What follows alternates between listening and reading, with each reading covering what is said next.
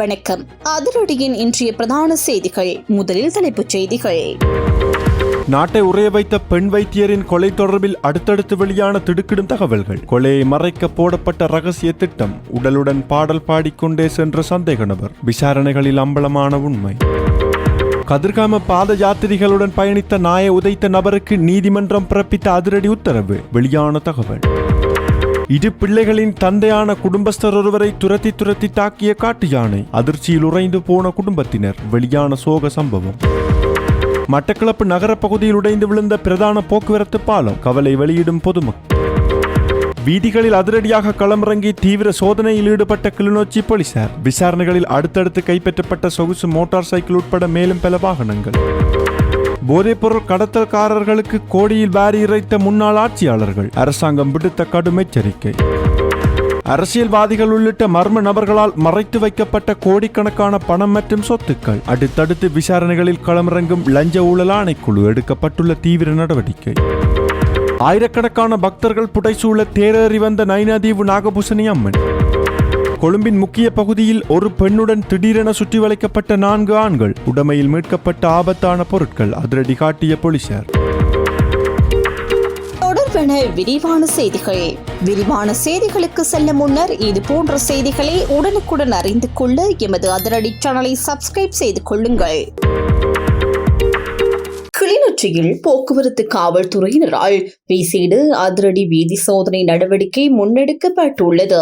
பொதுமக்களின் பாதுகாப்பை உறுதிப்படுத்துவதுடன் அதிவேகமாக பயணித்து போக்குவரத்திற்கும் பொதுமக்களுக்கும் இடையூறு விளைவிக்கும் மோட்டார் சைக்கிள்களை கட்டுப்படுத்தும் நோக்கிலேயே இந்த நடவடிக்கை மேற்கொள்ளப்பட்டதாக காவல்துறையினர் தெரிவித்துள்ளனர். கடந்த ஜூன் மாதத்தில் மட்டும் 27ஆம் தேதியும் நேற்றைய தினமும் முன்னெடுக்கப்பட்ட சோதனைகளின் போது பல்வேறு போக்குவரத்து விதிமீறல்களில் ஈடுபட்டிருந்த 30க்கும் மேற்பட்ட அதிவேக சொகுசு மோட்டார் சைக்கிள்களுக்கு எதிராக சட்ட நடவடிக்கை எடுக்கப்பட்டுள்ளது. இலக்க தகடுகளின்றி வாகனம் செலுத்துதல், செல்லுபடியாகும் சார்ந்த அனுமதி பத்திரம் மற்றும் தேவையான ஆவணங்களின்றி பயணித்தல், பொதுமக்களின் பாதுகாப்பிற்கு அச்சுறுத்தலாகவும் போக்குவரத்து விதிகளுக்கு முரணாகவும் வாகனங்களை இயக்குதல் போன்ற குற்றங்கள் தொடர்பிலேயே இந்த நடவடிக்கைகள் முன்னெடுக்கப்பட்டுள்ளதாக தெரிவிக்கப்பட்டுள்ளது.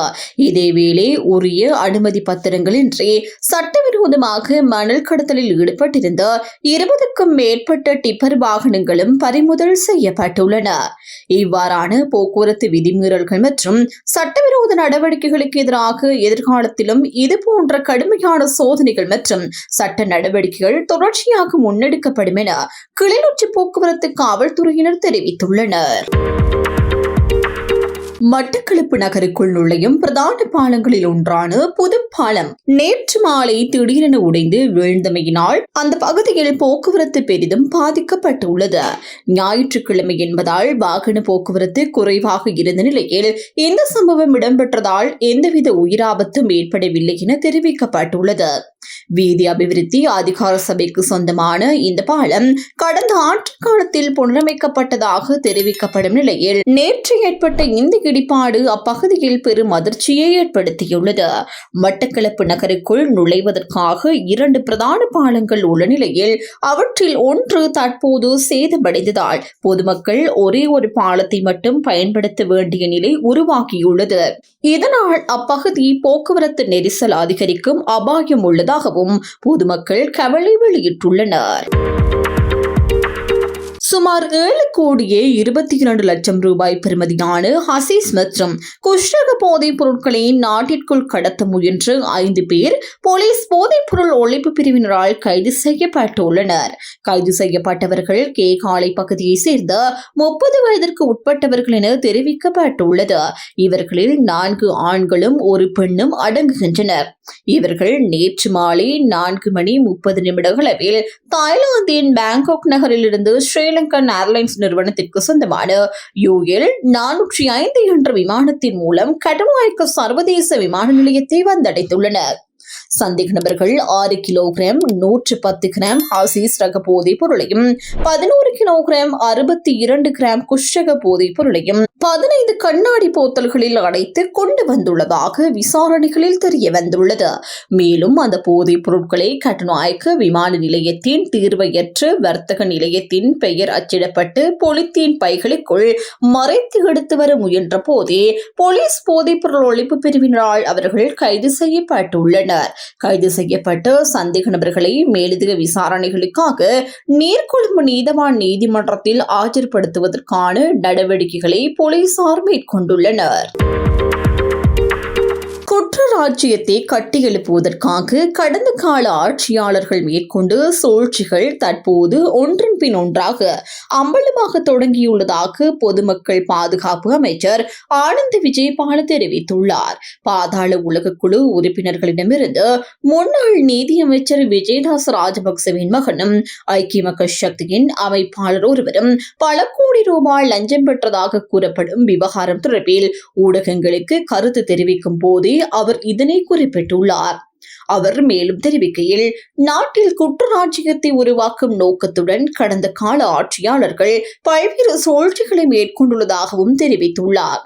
ஆபத்தான போதைப்பொருள் குற்றவாளிகளை சட்டத்தின் பிடியிலிருந்து விடுவிப்பதற்காக பல கோடி ரூபாய் லஞ்சம் பெற்றதாக கூறப்படுவது கடந்த கால அரசியல் கலாச்சாரத்தின் சீரழிவை வெளிப்படுத்துவதாகவும் அவர் சுட்டிக்காட்டியுள்ளார்.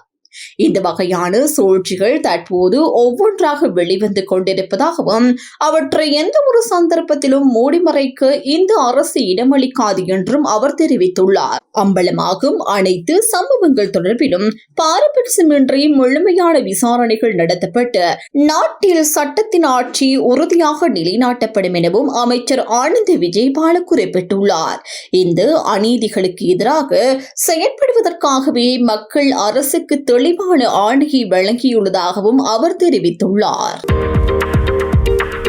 நயினாதீவு நாகபூசணி அம்மன் ஆலயத்தின் தேர் திருவிழா நேற்று சிறப்பாக இடம்பெற்றுள்ளது. வசந்த மண்டப பூஜைகளை தொடர்ந்து அம்பாள் விநாயக பெருமான் மற்றும் முருகப்பெருமான் வள்ளி தெய்வானையோடு உள்வீதி வலம் வரும் நிகழ்வு நடைபெற்றுள்ளது.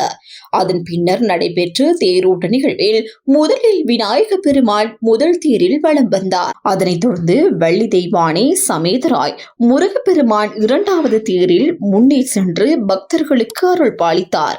மூன்றாவது தேரில் நாகபூசணி அம்மாள் வலம் வந்து பக்தர்களுக்கு அருள் வழங்கியதாக தெரிவிக்கப்பட்டுள்ளது.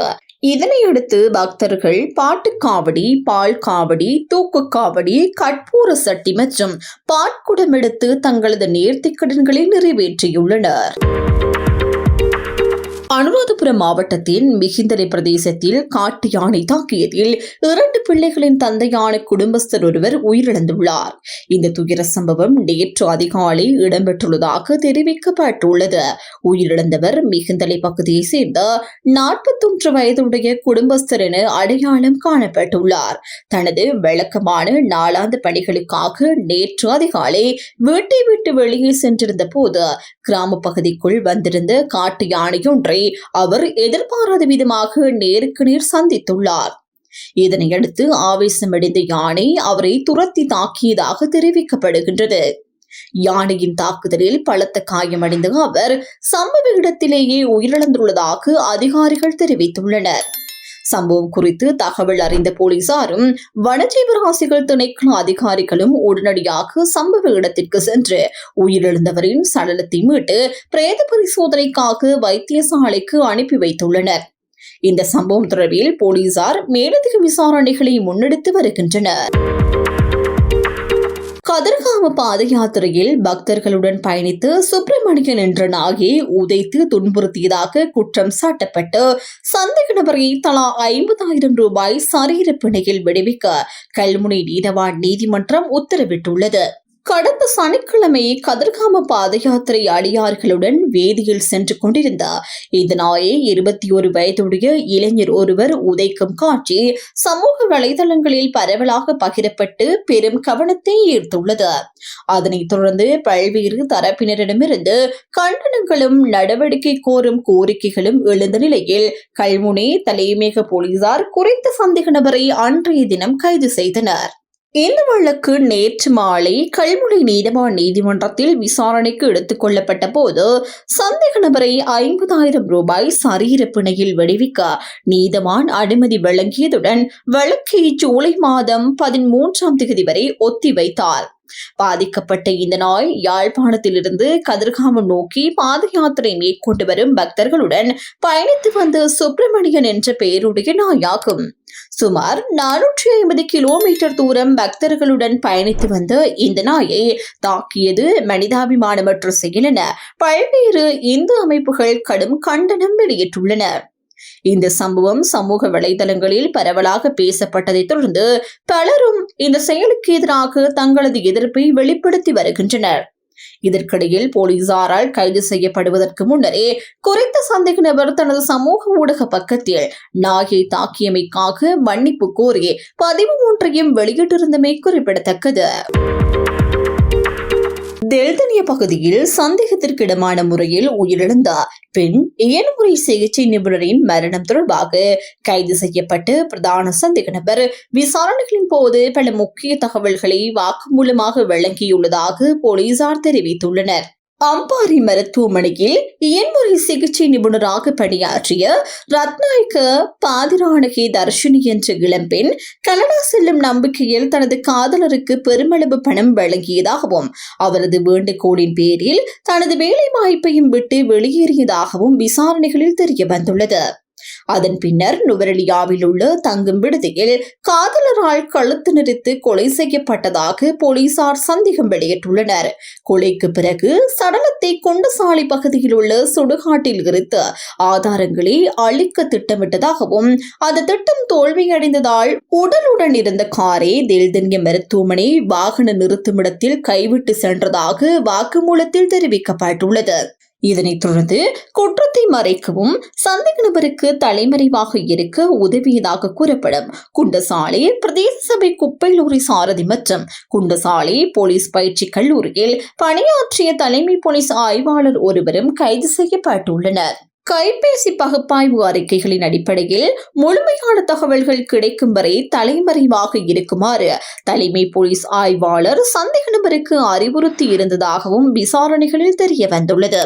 மேலும் சந்தேக நபர் தனது மற்றொரு காதலி மற்றும் 3 குழந்தைகளுடன் பல இடங்களில் மறைந்து தங்கியிருந்ததுடன் பின்னர் குழந்தைகளை உறவினர்களிடம் ஒப்படைத்து முகமூடி மற்றும் ஃபர்கா அணிந்து போலீசாரிடமிருந்து தப்பிக்க முயன்றதாகவும் விசாரணைகள் தெரிவிக்கின்றன. வெள்ளவத்தையிலிருந்து யாழ்ப்பாணம் நோக்கி சென்ற பேருந்தை யாழ்ப்பாண பிரதேச குற்றப்புலனாய்வு பிரிவினர் சோதனையிட்ட போது சந்தேக நபர் அவருடன் இருந்த பெண் மற்றும் 4 வயது குழந்தை கைது செய்யப்பட்டனர்.